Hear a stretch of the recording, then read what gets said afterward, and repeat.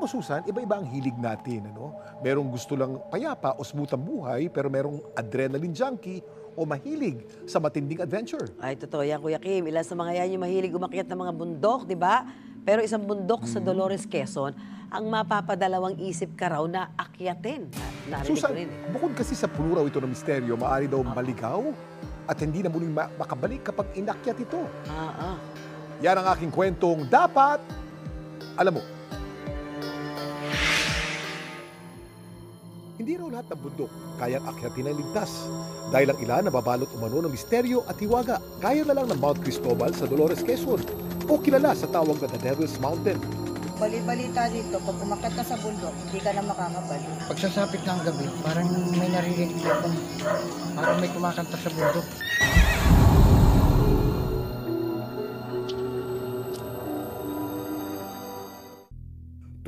Nasubukan ni Blessy at kanyang mga kaibigan na umakyat sa bundok ng Cristobal. Tuloy lang kami, lakad lang kami ng lakad. Tapos hanggang sa namalaya namin mga magsa-7 na, ganyan. Sabi, uy parang mga 7 na yata, ganyan. Tapos tuloy pa rin kami ng lakad hanggang sa gumagabi na ng gumagabi. Ayun, hindi na namin maano yung tunay na daanan talaga. Bale, napahiwalay lang kaming anim. Actually, wala akong alam sa bundok na yan before ako umakyat. Talagang sumama lang talaga. Bandang 11 PM yun, nag-decide si El na yung isang kasama ko na mag-pray. Sabi niya, mag-pray tayo ng Our Father, ganyan. Tapos, parang medyo nag-act na daw ako ng weird that time. Hindi ako aware kasi ang nararamdaman ko that time is nahihilo ako. Nahihilo talaga ako. Tapos then, sabi ko sa kanya, pahinga muna tayo. Sabi ko, upo muna tayo. Ayun, tapos parang naramdaman ko, nahilo ako. Tapos, pagdilat ko, andyan na sila sa paligid ko. Sabi, uy, okay ka lang. Parang inaano nila ako. Sabi, uy, okay ka lang ba? Ganyan. Sabi niya. Tapos, naririnig ko, in Jesus name, ganyan, ganyan. So, yung isa kong kasama, may narinig na parang nag-chant, may kumakanta, ganyan. Habang binabalikan ang nangyari dun sa kanila, si Blessy bigla na lang napatigil. Ako? Sorry, pinakabahan tayo. Okay lang, sige ma'am. Kasi parang ako may nararamdaman. Ay, sorry, na-distract ako. Cut muna. Oo, cut muna, ma'am. May umaano sa akin. Hindi ko actually nararamdaman. Nakikita ko po kanina. Paliwanag ng paranormal researcher na si Ed Kaluwag. Kasama tayo. Kaya nga po ako, sir, nadidistract. Kanina, okay naman po yung kwento ko. Ay, si ma'am, sinusundan pala to eh. Nadaan po ba kayo doon sa lugar mo parang may lumang puno? Doon po sa may bangkang kahoy po. Tapos dumiretso po kayo? Opo. Tapos meron din pong signboard doon na nakalagay, move quietly, pero hindi po namin masyadong inansin.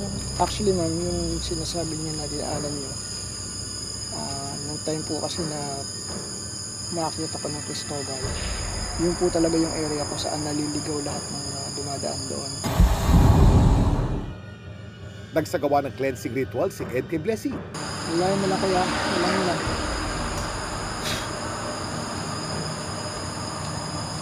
Ilahin mo lang kuya. Ilahin mo lang. Nahihilo ko. Kuya, lalayan mo lang. Kaya talagang ganyan. Kasi ate, yung encounter mo dati, hindi naman nawala sa'yo. Sa pagpapatuloy ng ritual, Meron po sa likod niyo. Hayaan mo. Huwag mo intindihan yan. Hayaan mo yan. Wala, ayoko po. Hayaan mo yan. Hindi yan lalapit. Mahirap i-entertain yan. Pag in-entertain mo sila at nilapitan ka nila at lagi mo silang pinapansin, hindi yan titigil ng kalalapit sa'yo.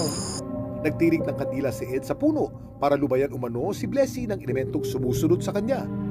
Mahiwaga daw ang bundok Cristobal ayon kay Ed. Yung nangyari sa kanya, nangyari din sa amin yan. Kaya lang, meron lang kaming idea. Instead na lumakad kami ng lumakad, nagstay kami kung saan kami nagsimulang nakaramdam ng kakaiba. may malalakas umanong elemento rito na kayang magligaw ng tao. Maraming entity na may kayang magligaw sa tao. Unang-una yung mga tikbalang. Kasi yung tikbalang ay territorial. So once nadaanan mo yung kanilang lugar, ang gagawin nila, ilalayo ka nila dyan. Babaguhin nila yung paningin nyo. Akala mo, malayo na kayo.